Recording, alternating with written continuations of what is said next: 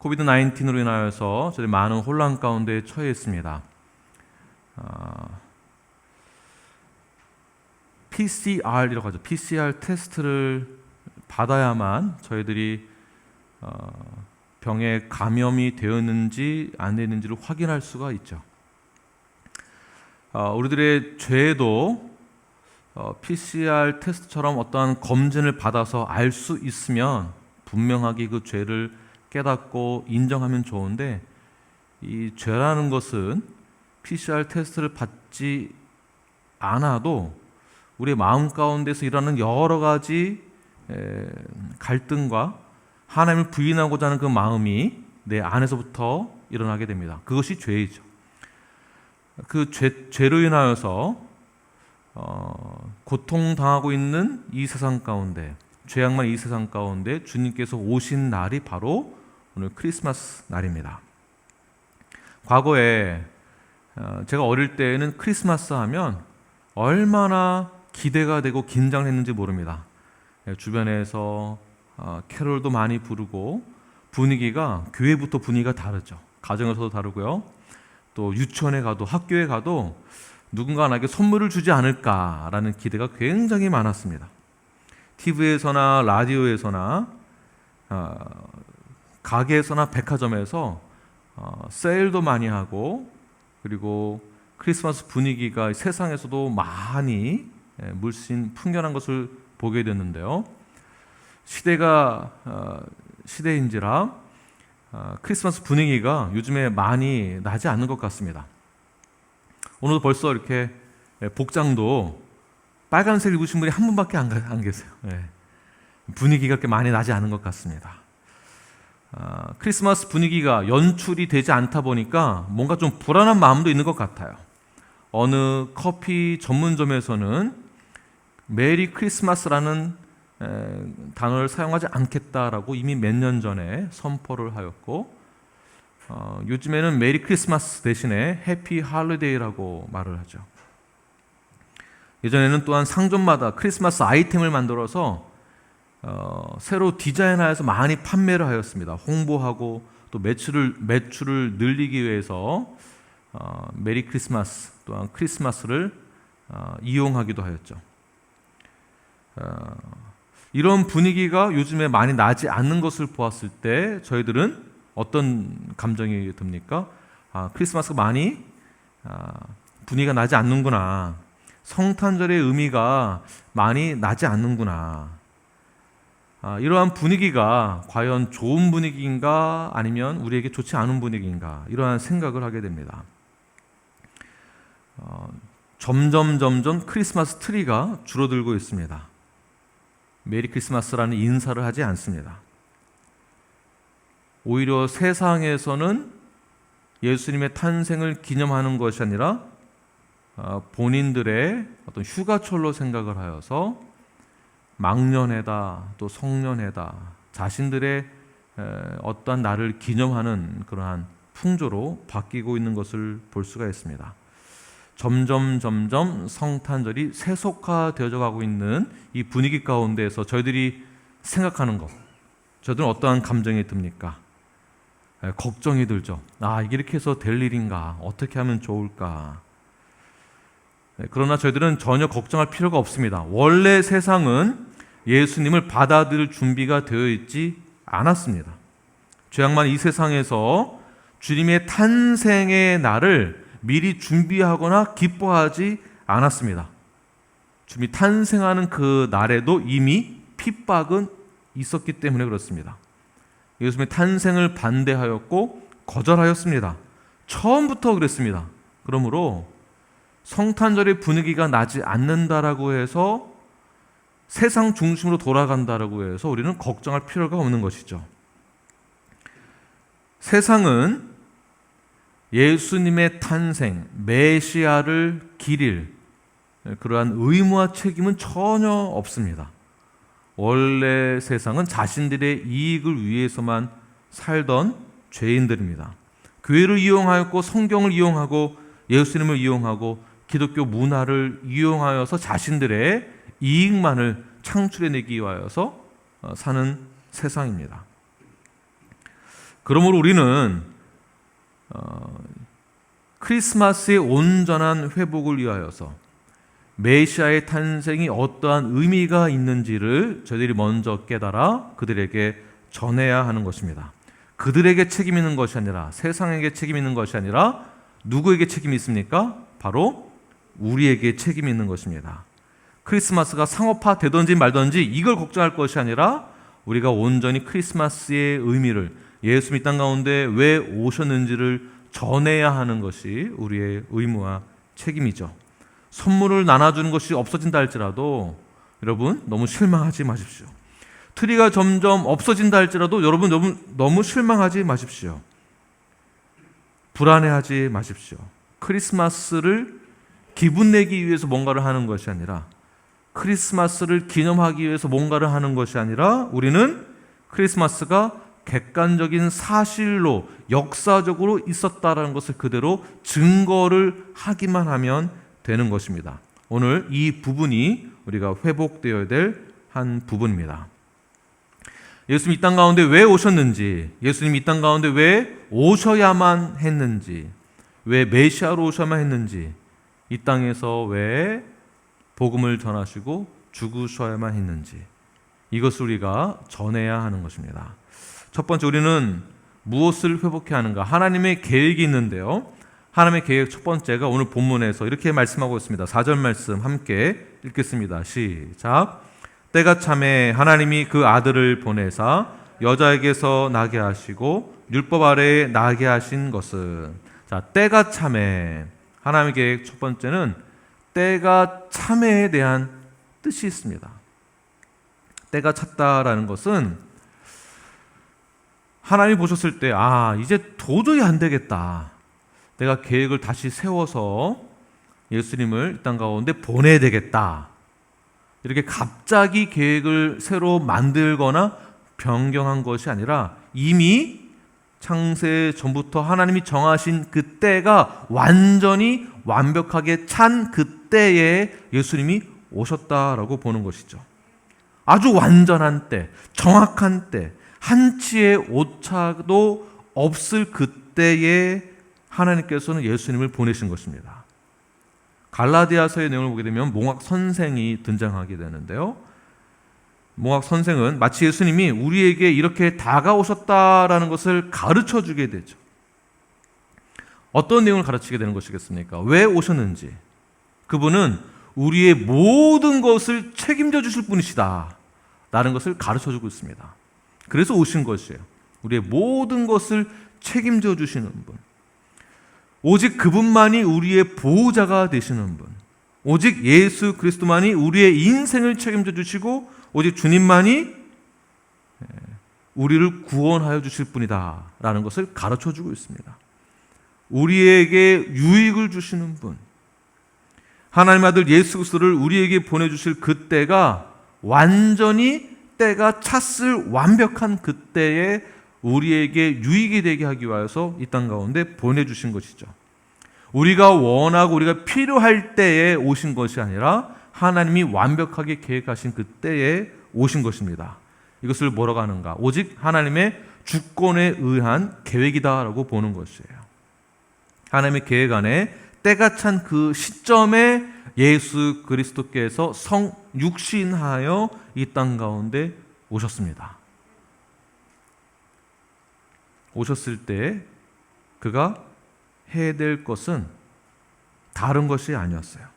왜 오셨는가? 누가복음 5장 31절 32절의 내용들을 보게 되면 건강한 자에게는 의사가 필요 없다, 몸이 약한 병자에게 의사가 필요한 것처럼 내가 이 땅 가운데 온 것은 의인을 찾으려고 온 것이 아니다, 의인을 부르려고 온 것이 아니라 죄인들을 회개케 하기 위해서 왔다라고 말씀하고 있습니다. 한치의 오차도 없는 하나님의 그때에 예수님 오신 그 이유는 죄인들을 회개케 하기 위해서 오셨다라는 것이에요. PCR 테스트를 해야만 병에 걸렸는지 안 걸렸는지를 알게 되는데, 이 죄인이라는 것은 이미 우리가 성경 말씀에 순종하고 있는가? 우리가 하나님께 영광을 돌리고 있는가? 아무도 보지 않는 때에 우리는 어떠한 정욕에 관하여서 우리는 열심히 싸워야만 하는데 쉽지만은 않습니다. 그러한 죄인인 우리들, PCR 테스트를 받아야만 아는 죄와는 다른, 병과는 다른, 우리는 검사를 받지 않아도 이미 우리에게 죄가 있음을 깨닫고 있죠. 이 죄인을 불러서 회개케 하기 위하여 오신 하나님의 그 계획과 하나님의 섭리와 하나님의 정하신 그때, 완전한 그때에 예수님이 이 땅 가운데 오신 것이 성탄절의 의미가 있는 것입니다. 그 날을 위하여서 하나님께서는 이미 계획하셨고 우리를 예수님과 함께 만날 수 있는 좋은 기회를 주신 것이죠. 여러분, 다른 것을 생각하지 마시고 예수님이 우리를 이 땅 가운데서 구원하기 위하여서 오셨다는 것을 꼭 기억하시길 바랍니다. 두 번째, 하나님의 계획은 단순히 하나님이 예수님을 이 땅 가운데 보내셔서 탄생하게 하신 것만이 아니라, 예수님의 탄생만 기념하는 것이 성탄절, 크리스마스가 아니라 하나님의 완벽한 계획은 무엇이냐 하면, 예수님이 이 땅 가운데 오신 궁극적인 그 목표, 탄생만이 아니라 무엇입니까? 죽음까지도 하나님의 계획이다라는 것입니다. 탄생으로만 우리를 만족시키는 것이 아니라 예수님께서 죽으셔야만 그 목표가 충족되는 것이죠. 그러므로 우리를 향한 계획은 구속입니다. 구속. 우리의 모든 죄들을 대신 지시고 죽으시고 대속하신 것, 구속하신 것. 단순히 탄생만이 아니라 죽음까지도 하나님의 계획이다. 죽음까지도 완벽한 하나님의 계획이다. 이 모든 계획은 이 세상에도 하나님께서 명령하여 예수님이 오실 것을 준비하도록 하신 것이죠. 이것을 바로 때가 참회라고 말하고 있는 것입니다. 예전에 예수님이 오셨던 그때 헬라 문화가 왕성할 때였습니다. 철학이 발달되었고 이성이 발달할 때였습니다. 로마가 지배하고 있었을 때에는 도로가 확장되어졌고 복음이 빨리 전파될 수 있는 가장 좋은 그때, 예수님이 땅 가운데 오셨고 그리고 그가 우리를 위해서 대신 죽을 것이다 라는 것이 급속도로 퍼지게 되는 것이죠. 사도들과 여러 복음 전도자들을 통하여서 복음은 확장되어집니다. 이때가 가장 완벽한 때였던 것입니다. 하나님의 세 번째 계획은 무엇이냐면, 하나님이 그 아들을 보내사 여자에게서 나게 하신 것, 여자에게서 나게 하셨다라는 것은 하나님의 아들 예수 그리스도는 동일한 신성을 가지고 계신데 여자에게 낳았다라는 것은 하나님께서 갖고 있는 그 신성이 예수님에게도 동일하게 있지만 지극히 겸손함으로 오셨다라는 것을 말씀하고 있는 것입니다. 크리스마스의 회복, 성탄절의 회복에서 가장 중요한 것은 바로 이 부분입니다. 겸손함. 빌립보서 2장 6절과 7절 말씀을 함께 읽겠습니다. 시작. 그는 근본 하나님의 본체시나 하나님과 동등됨을 취할 것으로 여기지 아니하시고 오히려 자기를 비워 종의 형체를 가지사 사람들과 같이 되셨고. 자, 크리스마스 회복에서 가장 강조되어야 될 부분이 바로 이 부분입니다. 어느 커피 매장에서 크리스마스 단어를 뺀다든지 성탄절의 의미를 없애기 위하여서 다른 어떠한 음모론을 가지고 있다 할지라도 우리가 걱정할 필요가 없는 그 이유는 예수 그리스도가 이 땅 가운데 오셨다라는 것과 그리고 우리를 위해서 대신 죽으셨다라는 것, 그러나 그분이 단순히 인간으로서 죽고 끝나는 것이 아니라 부활하셨다는 것에 있습니다. 신성을 가지신 그분이 겸손하다라는 것은 십자가를 지셨다라는 것이고, 십자가의 의미는 죽으셨지만 부활까지도 의미하고 있기 때문에 그렇습니다. 바로 예수님은 영원 무궁하시며 완전하시며 전능하시며 무수부지하신 하나님이 성육신하신 것, 인간으로서는 가장 낮고 낮은 비천한 곳에, 가난한 곳에 오셨지만 그는 측량할 수 없는 겸손함을 가지고 계신 분이시며, 그는 더 이상 낮고 낮은 가장 낮고 낮은 곳에 오셨지만 그에게는 가장 겸손한 마음으로 십자가를 지신 것, 십자가를 지신 그 사건이 우리와 연결되는 것입니다. 가장 그 겸손함이 십자가를 통하여서 우리와 연결되는 것이죠. 죽기까지 십자가에서 순종하셨고 그 십자가를 지셨습니다. 이것이 바로 하나님의 주권으로 이루어진 구속 사건이며, 이 십자가를 우리는 기억을 해야 하는 것입니다. 5절 말씀을 함께 읽겠습니다. 시작. 율법 아래 있는 자들을 속량하시고 우리로 아들의 명분을 얻게 하려 하심이라. 율법 아래 나셨다라는 것은 율법의 행위에서 구원을 얻게 하기 위함이다라는 뜻이 아니라 오직 예수님의 은혜의 수단을 통해서만 의로워질 수 있다라는 뜻을 담고 있습니다. 오직 예수님을 통해서만 의로워지는 것입니다. 예수님이 십자가를 지시지 않으셨다면, 예수님의 겸손함이 없었다면 오늘날 저희들은 없는 것입니다. 예수님의 완전한 신성을 통해서 우리의 모든 죄들을 사하여 주실 그 십자가 사건을 기억해야 하는 것이 오늘날 크리스마스의 회복입니다.